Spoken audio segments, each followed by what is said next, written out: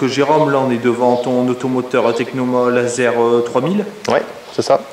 Ah, donc tu fais pas mal de prestations de par ton métier entrepreneur. Bah, en moyenne, on va dire 800 hectares par an. Ça c'est un automoteur qui date de quelle année? Donc celui-là, il est dans sa 5e année.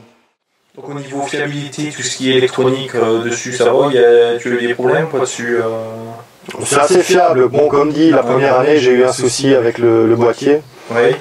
Il s'est éteint en plein traitement, j'ai plus réussi à le rallumer, quoi. Donc, ouais. J'ai appelé le concessionnaire, il m'a dit écoute, je contacte Technoma. Donc le lendemain, j'avais un boîtier de rechange, donc j'ai pu pulvériser. Et on va dire une semaine après, j'ai reçu celui-là en retour, quoi, réparé. Et il m'avait fait une mise à jour au niveau du programme. Mais bon, il y a eu un petit bug, donc ils ont réinstallé le programme et depuis c'est bon. Donc il n'y a pas... Est-ce que normalement tu avais la coupure de tronçon par GPS dessus sur ton boîtier d'origine? D'origine non. Mais en fin de compte, quand ils m'ont fait la mise à jour, ils m'ont mis l'option pour 50 heures. Ah oui.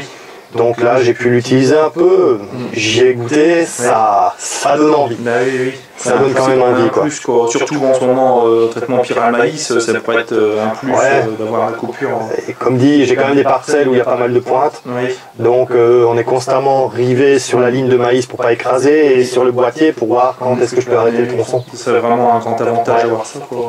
Parce que tu utilises quand même la barre de guidage sinon. Oui, j'ai la barre de guidage. De chez Technoma. Ouais.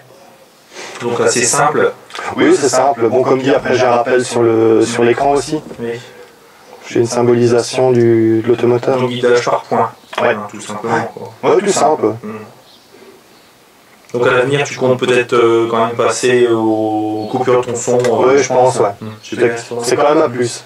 Au niveau antenne, qu'est-ce que tu as comme antenne satellite là? C'est une antenne Technoma aussi?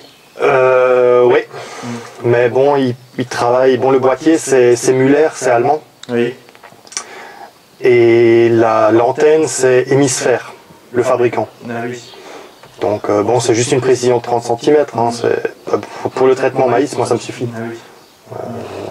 C'est largement suffisant, même traitement blé, ça suffit largement. Et là en haut, là, je vois que tu as un boîtier, là, c'est pour le remplissage peut-être, non?